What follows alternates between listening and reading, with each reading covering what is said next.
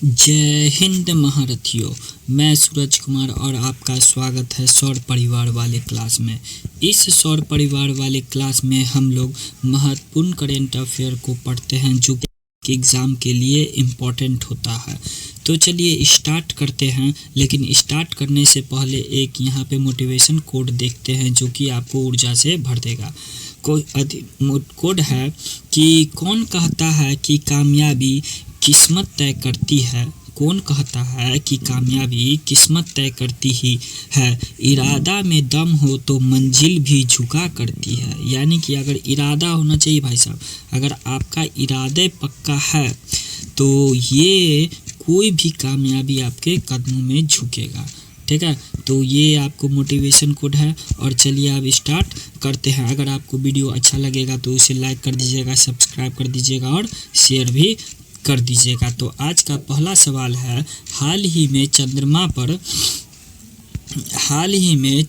पर पहली बार किसने छोटे आयरन ऑक्साइड क्रिस्टल खोजा है। यानी कि जो है ना, चंद्रमा पे छोटा आयरन ऑक्साइड का क्रिस्टल खोजा है। ठीक है, तो ये आपको बताना है क्वेश्चन। ठीक है, ऑप्शन यहाँ पे है, इसका आंसर बताना है। देखिए मैं आपको यहाँ पे बताना चाहूँगा, ये जो आपको करेंट अफेयर वाला क्लास है, ये करेंट अफेयर वाला क्लास आपको सिर्फ इम्पोर्टेंट करेंट अफेयर को ही करवाएगा। इससे आपका टाइम का भी बचत को भी होगा और वीडियो का लेंथ भी ज़्यादा नहीं होगा, जिसके कारण क्या होगा, आप सिर्फ क्वेश्चन पर ही फोकस कर पाइएगा। एक्स्ट्रा के चक्कर में क्या होता है, स्टूडेंट मेन क्वेश्चन से भटक जाता है।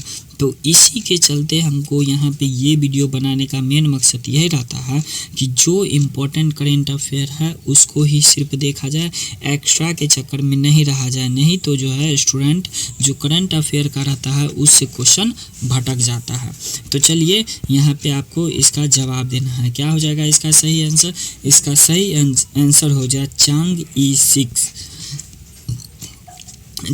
E6 के द्वारा जो है यानी कि छोटे आयरन ऑक्साइड क्रिस्टल का खोजा किया है। और ये जो चांग E6 है किस देश का है? तो ये भाई साहब चीन का है। तो देख सकते हैं यहाँ पे चीन, और ये है अपना प्यारा भारत, यहाँ से देख सकते हैं इसको। तो क्या हो जाएगा इसका आंसर? ये हो जाएगा चांग E6। देख रहे हैं यहाँ पे, यहीं पे धरती है, यहीं पे चंद्रमा पे यहाँ पे भेजा गया है। किस तरह से ये किया जाएगा, चांग E6। तो चलिए इसके बारे में क्या इन्फॉर्मेशन है। हाल ही में चीन में चांग E6 चंद्र मिशन ने चंद्रमा की मिट्टी में पहली बार छोटे आयरन ऑक्साइड क्रिस्टल जो कि कौन है, हेमेटाइट और मैग्नेमाइट है ना, मैग्नेमाइट की खोज की है। यह खोज चंद्रमा के रासायनिक वातावरण और चुंबकीय व्यवहार के बारे में लंबे समय से चले आ रहे मान्यताओं को चुनौती देगा। यानी कि कौन हुआ है इसका आंसर? तो इसका सही आंसर हो जाएगा आपको चांग ई। यही जो है छोटे आयरन ऑक्साइड का क्रिस्टल चंद्रमा पे खोजा है। तो चलिए आप चलते हैं नेक्स्ट सवाल पे। नेक्स्ट सवाल है आपके सामने में क्वेश्चन नंबर 2। क्वेश्चन नंबर 2 बहुत ही इम्पोर्टेंट सवाल है आज के दौर के लिए, तो ये कुछ ज़्यादा ही इम्पोर्टेंट सवाल है। कह रहा है क्वेश्चन कि हाल ही में कैम्ब्रिज डिक्शनरी ने किसे वर्ष 2025 का वर्ड ऑफ द ईयर चुना है। यानी कि जो भी शब्द को जो चुना गया है ना, बहुत ही इम्पोर्टेंट शब्द है वो। तो क्या हो जाएगा, ये कैम्ब्रिज डिक्शनरी कौन सा डिक्शनरी है? तो कैम्ब्रिज डिक्शनरी का बात है। तो कैम्ब्रिज डिक्शनरी किसको वर्ड ऑफ द ईयर चुना है? तो आपके सामने में यहाँ पे 5 ऑप्शन है। तो क्या हो जाएगा इसका सही आंसर? इसका सही आंसर हो जाएगा आपको पैरासोशल, है ना। क्या हो जाएगा इसका?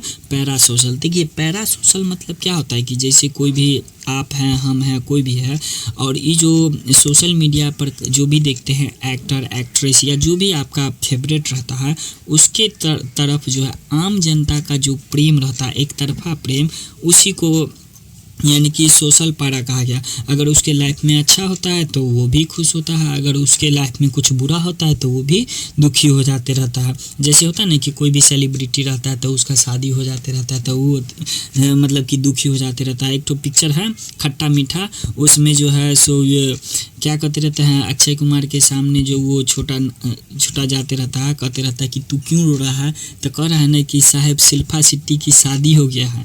तो वही ना अक्षय कुमार कहते रहता है कि शिल्पा शेट्टी की शादी हो रहा है तो तू क्यों रो रहा है, वो उसका किस्मत है, तुम्हारा ये किस्मत है। तो ये क्या था, ये जो है सो है ना, ये जो है आपको पैरा सोशल था, यानी कि उसको एक तरफा प्यार था, उसको जानता पहचानता कुछ नहीं, लेकिन उसके प्रति फीलिंग आ गया है। इसमें जो है ना AI चैट जो होता है उसके प्रति भी फीलिंग आ जाते रहता है। हालांकि अभी आप लोग इस चीज़ को एक्सपीरियंस नहीं कर रहे होंगे, लेकिन अब ये जो वर्ड समझने के बाद जो ये पैरा सोशल होता है, इसके बाद आप इस वर्ड को भी एक्सपीरियंस करने लग जाएंगे। तो क्या हो जाएगा इसका सही आंसर, इसका सही आंसर हो जाएगा पैरा सोशल। तो समझ गए ना कि क्या होता है ये पैरा सोशल वर्ड। तो यही जो है कैम्ब्रिज डिक्शनरी इसको वर्ड ऑफ द ईयर घोषित किया है। तो चलिए क्या हो गया इसका पैरा सोशल। तब बहुत ही मस्त वर्ड था।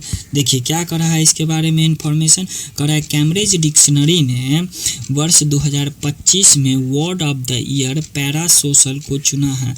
यह शब्द मशहूर हस्तियों, प्रभावशाली लोगों यानी कि इन्फ्लुएंसर, यहाँ तक कि AI चैट बॉक्स से साथ भी लोगों द्वारा महसूस किया जाने वाले एक तरफा है ना भावात्मक संबंध है, एक तरफा संबंध है का वर्णन करता है, जिन्होंने व्यक्तिगत रूप से नहीं जानते हैं, जिनके कि व्यक्तिगत रूप से नहीं जानते हैं। तो वही कह रहा है, यानी कि प्रश्न जैसे मान लीजिए कि हम यहाँ पे ऑफलाइन क्लास में पढ़ाते तो हम वहाँ पे बच्चे सबको व्यक्तिगत रूप से जानते हैं, लेकिन अभी यहाँ पे कितना आदमी ऑनलाइन में देख रहा है तो हम उसको व्यक्तिगत रूप से नहीं जानते, लेकिन आप हमको जानते होंगे, या जो जान पहचान का देख रहा है तो उसको तो एकदम बहुत अच्छे से जानते होंगे। तो ठीक है, तो क्या हो गया पैरा सोशल हो गया। तो देखिए इसमें और भी दो गो वर्ड है। एगो है वाइड कोडिंग जो है सो किसको यानी कि अपना वर्ड ऑफ द ईयर घोषित किया था वाइड कोडिंग। तो ये है आपको कॉलिंग्स डिक्शनरी। कॉलिंग्स डिक्शनरी जो है वाइड कोडिंग को अपना वर्ड ऑफ द घोषित किया था। और ये जो है डिक्शनरी.com किसको घोषित किया था, 6-7 को है ना, जेनजी सब जो किया था 6-7 को जो है so word of the year घोषित किया है। तो ठीक है, तो चलिए अब नेक्स्ट सवाल पे चलते हैं। नेक्स्ट सवाल है आपको क्वेश्चन नंबर 3। क्वेश्चन नंबर 3 में क्या कर रहा है क्वेश्चन नंबर 3 में बोल रहा है कि IIC महिला इमर्जिंग नेशन ट्रॉफी का पहला संस्करण कहाँ प्रारंभ होगा। यानी कि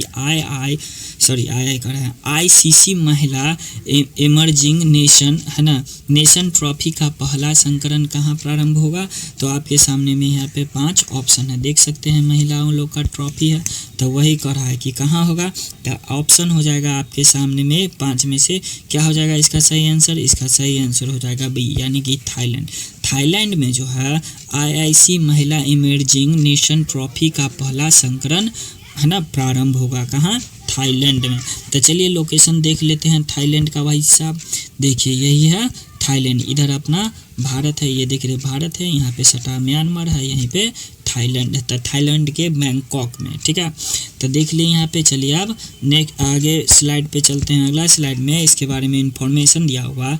IIC महिला इमर्जिंग नेशन ट्रॉफी का पहला संस्करण थाईलैंड में शुरू होगा। यह टूर्नामेंट 20 से लेकर 30 नवंबर तक बैंकॉक में आयोजित किया जाएगा। तो देखिए स्थान कहाँ है, बैंकॉक, थाईलैंड की राजधानी। उसके बाद कहा है 20 से 30 नवंबर तक का, ठीक है, यानी कि कल से ही चालू हो चुका है। तो चलिए अब यहाँ पे देखते हैं क्वेश्चन नंबर 4। क्वेश्चन नंबर 4 में क्या करा। क्वेश्चन नंबर 4 में करा हाल ही में किस देश का हवाई अड्डा हुआवेई की साझेदारी में Wi-Fi 7 शुरू करने वाला दुनिया का पहला हवाई अड्डा बन गया है। तो देखिए क्या है क्वेश्चन, कह रहा है किस देश का हवाई अड्डा, कह रहा है किस देश का हवाई अड्डा हुआवेई की साझेदारी में Wi-Fi 7 शुरू करने वाला दुनिया का पहला हवाई अड्डा बन गया है। तो ये आपके सामने में 5 ऑप्शन है और इसका सही आंसर क्या हो जाएगा। तो इसका सही आंसर हो जाएगा आपको वोमन, है ना, यानी कि ओमन में जो है सो ये जो है वाईफाई 7 शुरू किया गया है, ठीक है, वो पहली बार है।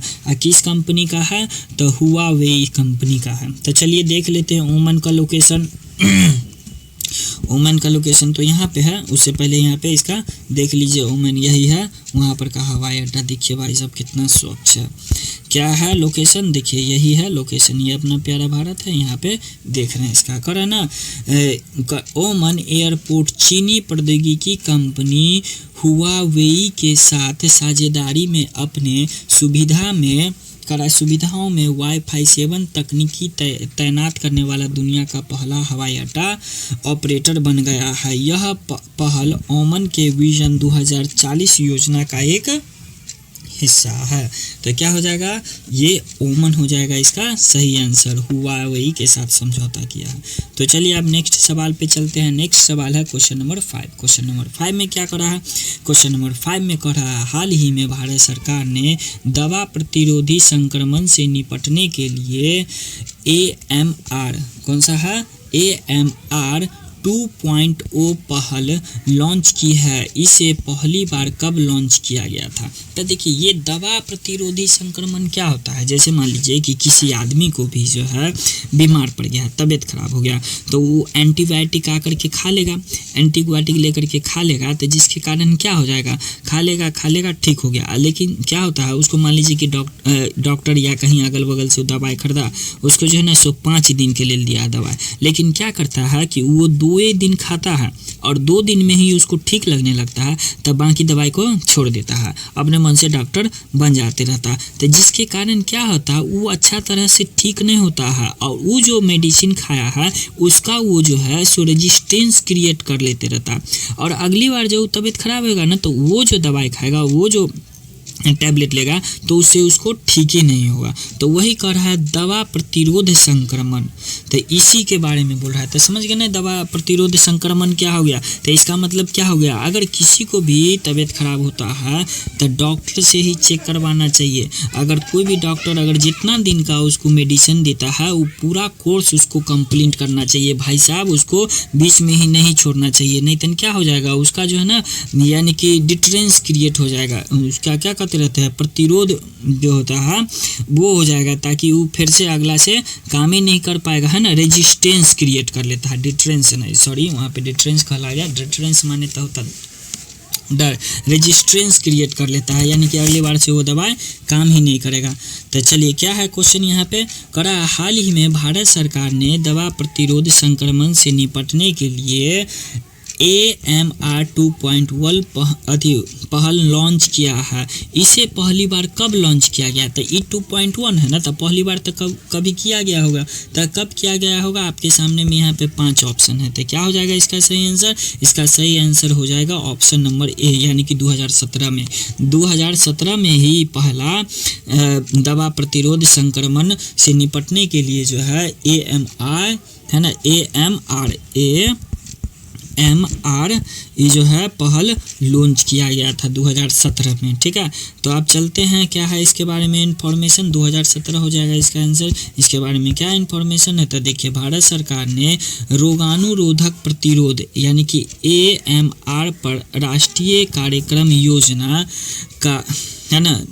का पहल संस्करण 2017 में लॉन्च किया था, ठीक है।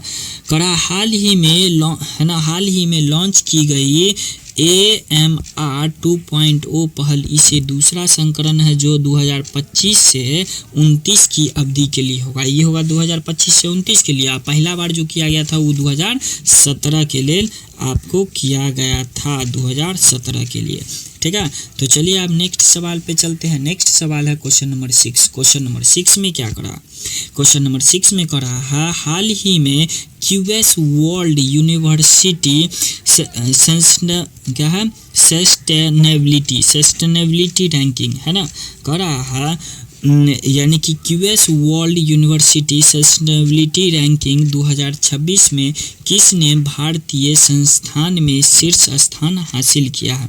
थोड़ा सा पढ़ने में टंग स्लिप हो जाता है लेकिन कोई दिक्कत नहीं है, धीरे धीरे जब ज़्यादा बोलते रहते हैं ना तो वही धीरे धीरे जो होता है टंग स्लिप करने लग जाते रहता। पहले नहीं करता था लेकिन अभी आकर के अब स्लिप करने लगा है टंग। लेकिन चलिए आप लोग तो समझ ही जाते होंगे। तो क्या हो जाएगा इसका सही आंसर, यानी कि QS world university sustainability ranking 2026 में जो है भारतीय संस्थान में कौन शीर्ष स्थान पे रहा था सो बताना है।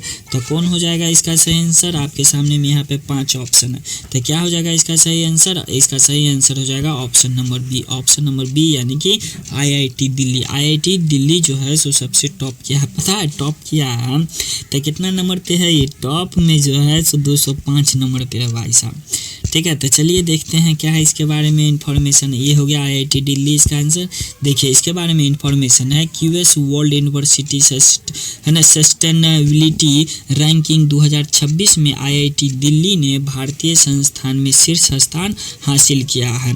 यह लगातार दूसरा वर्ष है जब आईआईटी दिल्ली भारत में सर्वश्रेष्ठ प्रदर्शन करने वाला संस्थान के रूप में उभरा है। वैश्विक स्तर पर आईआईटी दिल्ली 2005वें स्थान पर रहा है, हालांकि यह पिछले वर्ष की 171वीं रैंक से नीचे आ गया। यानी कि पिछले वर्ष अच्छा रैंकिंग था लेकिन है ना इस बार 2000 कर रहे हैं 2000 फिर से बुला रहा है 205। ठीक है 205 स्थान पे रहा। पहले कितना था तो 1700 1000 क्या हो रहा है भाई 171 है। यहाँ पे 200 को 2000 पढ़ रहे हैं, 100 को 1000 पढ़ रहे हैं। चलिए ठीक है, अब नेक्स्ट सवाल पे चलते हैं। नेक्स्ट सवाल है क्वेश्चन नंबर 7। क्वेश्चन नंबर 7 में क्या कर रहा है, क्वेश्चन नंबर 7 कर रहा है गोवा में भारतीय अंतर्राष्ट्रीय फिल्म महोत्सव का कौन सा संस्करण प्रारंभ होगा। ये दोनों एक में सटा दिया, अलग होना चाहिए। कह रहा है गोवा में भारतीय अंतर्राष्ट्रीय फिल्म महोत्सव का कौन सा संस्करण प्रारंभ होगा। तो आपके सामने में यहाँ पे 5 ऑप्शन है और उसको बताना है। तो क्या हो जाएगा इसका सही आंसर, इसका सही आंसर हो जाएगा ऑप्शन नंबर सी, यानी कि 56 नंबर का संस्करण स्टार्ट होगा। तो चलिए आप नेक्स्ट सवाल पे चलते हैं। नेक्स्ट सवाल नहीं, इसका ये 56 हो गया। क्या है इसके बारे में इंफॉर्मेशन, इसके बारे में है ना मोर इन्फॉर्मेशन है। गोवा में भारतीय अंतर्राष्ट्रीय फिल्म महोत्सव का 56वां संस्करण 20 से लेकर 28 नवंबर तक आयोजित किया जाएगा। तो 56 नंबर का हुआ है। ठीक है, चलिए अब नेक्स्ट सवाल पे चलते हैं। नेक्स्ट सवाल भाई साहब है ना, खानों में खान 30 मार खान नहीं नीतीश कुमार, कुमारे में कुमार नीतीश कुमार, मैं था मैं हूँ मैं रहूँगा। भाई साहब कुछ भी हो जाए, इधर से उधर चल जाए, लेकिन मैं ही सीएम रहूँगा। इस्माइल देख लीजिए भाई साहब है ना। क्वेश्चन है कि बिहार के मुख्यमंत्री के पद पर जदयू प्रमुख नीतीश कुमार कौन सी बार शपथ लेंगे। ठीक है, इनका आधा जीवन तो बुझिए सीएमए में बीत गया है। ठीक है, 10 बार देख रहे हैं भाई साहब, 10 बार। ऑप्शन बी है ना, यहाँ पे लिख देते इसके हाथ पे, ऑप्शन बी यानी कि 10 बार। एक हाथ इधर उठेले, एक हाथ इधर भी उठाना चाहिए। 1 2 3 4 5। ठीक है, ले जा इसका हाथ हो गया। एक हाथ से इधर करे 5, एक हाथ से इधर करे 5, टोटल 10 बार जो है सो मुख्यमंत्री की शपथ लेने वाले हैं। तो चलिए देखते हैं बिहार का लोकेशन। यहाँ पे अपना प्यारा बिहार है, देख रहे हैं एकदम एक तरह से समझिए भारत का हार्ट है बिहार। चलिए 10वीं बार, जब तक बिहार का डेवलप नहीं हो सकता भाई साहब कुछ नहीं हो सकता है। क्या हो जाएगा यहाँ पे मोर इन्फॉर्मेशन में कर रहा है जदयू प्रमुख नीतीश कुमार बिहार के मुख्यमंत्री पद पर 10वीं बार शपथ लेंगे। उन्होंने 9 बार है ना मुख्यमंत्री की शपथ ले ली है, अब इस बार 10वीं बार लेंगे। उन्होंने जनवरी 2024 में 9वीं बार शपथ ली थी। कर रहा वर्तमान शपथ ग्रहण समारोह 20 नवंबर यानी कि कल ही, ठीक है कल ही हो गया है। करा है उनकी 10वीं बार शपथ क्या है ताज पोशी होगी, 10वीं बार ताज पोशी हो गया है 20 तारीख को ही। चलिए अब नेक्स्ट सवाल पे चलते हैं। नेक्स्ट सवाल है आपको क्वेश्चन नंबर कौन है 9, क्वेश्चन नंबर 9 में क्या कर रहा है, क्वेश्चन नंबर 9 कर रहा है कोलंबो सुरक्षा सम्मेलन की राष्ट्रीय सुरक्षा सलाहकारों की 7वीं बैठक कहाँ प्रारंभ होगी। यानी कि 7वीं बैठक किसका, कोलंबो सुरक्षा सम्मेलन की राष्ट्रीय सुरक्षा सलाहकार की 7वीं बैठक कहाँ होगी।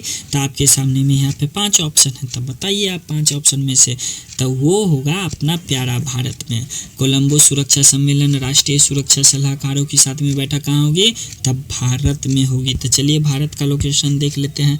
देखिए यही है अपना प्यारा भारत, तो यहीं पे होगी। तो क्या है इसके बारे में इंफॉर्मेशन कर रहा है कोलंबो सुरक्षा सम्मेलन के राष्ट्रीय सुरक्षा सलाहकार की 7वीं बैठक भारत के नई दिल्ली में आयोजित की जाएगी। यह बैठक 20 नवंबर 2025 को हुई है, जिसमें भारत के राष्ट्रीय सुरक्षा सलाहकार अजीत डोवाल ने मालदीव, मॉरिशस, श्रीलंका और बांग्लादेश के अपने समीक्षकों की मेज़बानी की है। तो कौन की है, अजीत डोवाल की है। करा हम शैलेश ने पर्यवेक्षक राज्य के रूप में, है ना, पर्यवेक्षक मतलब क्या होता है, ऑब्जर्वर स्टेट, कौन, शैलेश के रूप में भाग लिया है और मलेशिया की अतिथि के रूप में आमंत्रित किया गया था। मलेशिया को क्या दिया गया था, अतिथि के रूप में आमंत्रित किया गया था। तो क्या हो जाएगा इसका, तो कोलंबो सुरक्षा सम्मेलन का राष्ट्रीय सुरक्षा सलाहकार की 7वीं बैठक कहाँ हुई है, तब भारत में हुई है। तो चलिए अब नेक्स्ट सवाल पे चलते हैं। नेक्स्ट सवाल है आपको सवाल नंबर 10, यानी कि आज का लास्ट सवाल, ओवर का लास्ट बॉल। क्वेश्चन क्या कर रहा है, क्वेश्चन है हाल ही में प्रधानमंत्री मोदी जी ने रानी लक्ष्मीबाई को उसकी जन्म जयंती पर श्रद्धांजलि दी है। रानी लक्ष्मीबाई का संबंध किस देश से। तो आपके सामने में यहाँ पे 5 ऑप्शन है और क्या हो जाएगा उसका सही आंसर, तो सही आंसर हो जाएगा आपको ऑप्शन नंबर बी, भाई साहब उत्तर प्रदेश, है ना, वाराणसी में हुआ था इनका जन्म। तो वाराणसी उत्तर प्रदेश में न पड़ता है। तो चलिए देख लेते हैं उत्तर प्रदेश का लोकेशन, है ना, ये है उत्तर प्रदेश। तो क्या हो जाएगा इसका सही आंसर उत्तर प्रदेश हो जाएगा। अब यहाँ पे देखिए इन्फॉर्मेशन कर रहा है ना, रानी लक्ष्मीबाई का जन्म 19 नवंबर 1828 को हुआ था। कब हुआ था, 19 नवंबर 1828 को वाराणसी के, जो वर्तमान में उत्तर प्रदेश राज्य में स्थित है। उसका बचपन का नाम मणिकर्णिका था, ठीक है, उनका बचपन का नाम क्या था, मणिकर्णिका था। और उन्हें प्यार से मन्नू भी बुलाया जाता है, रानी लक्ष्मीबाई को, ठीक है, असली नाम मणिकर्णिका और प्यार से मन्नू भी बुलाया जाता है। वह झांसी की रानी बनी और झांसी के रियासत में भी उत्तर प्रदेश में ही स्थित है। झांसी का रियासत भी कहाँ, तो उत्तर प्रदेश में है। तो जन्म भी ली उत्तर प्रदेश में और क्या है, झांसी जो है सो भी उत्तर प्रदेश में ही है। तो चलिए हो गया। और मैं आपसे फिर से कहना चाहूँगा कि अगर वीडियो में आप कुछ, है ना, चेंज करवाना चाहते हैं या कुछ भी आपको क्वेरी लग रहा हो तो आप उसको बता सकते हैं, हम उसको अगले वीडियो में चेंज करके बताएंगे, ठीक है। और इस वीडियो का मेरा बनाने का मेन मकसद यही है ना कि देख रहे हैं ना, इतना झूठ फूस का ढोल ढड़ाका, है ना, बैंड बाजी सब बता दिया जाता है कि जो विद्यार्थी मेन क्वेश्चन जो रहता है ना उससे भटक करके कहीं कहीं और चला जाता। तो इसलिए मेरा यहाँ पे मेन इन्फॉर्मेशन है कि डेली 10 क्वेश्चन रहेगा, इंपॉर्टेंट रहेगा एग्जाम के पॉइंट ऑफ व्यू से, और सिर्फ वही पढ़ाया जाएगा, ठीक है। तो चलिए अब रहने देते हैं, है ना। अगर आपको वीडियो अच्छा लगा हो तो इसे लाइक, सब्सक्राइब और शेयर भी कर दीजिएगा। तब तक के लिए, है ना, आज की सेवा यहीं पे समाप्त करते हैं और मिलते हैं नेक्स्ट वीडियो में। तब तक के लिए जय हिंद, जय भारत।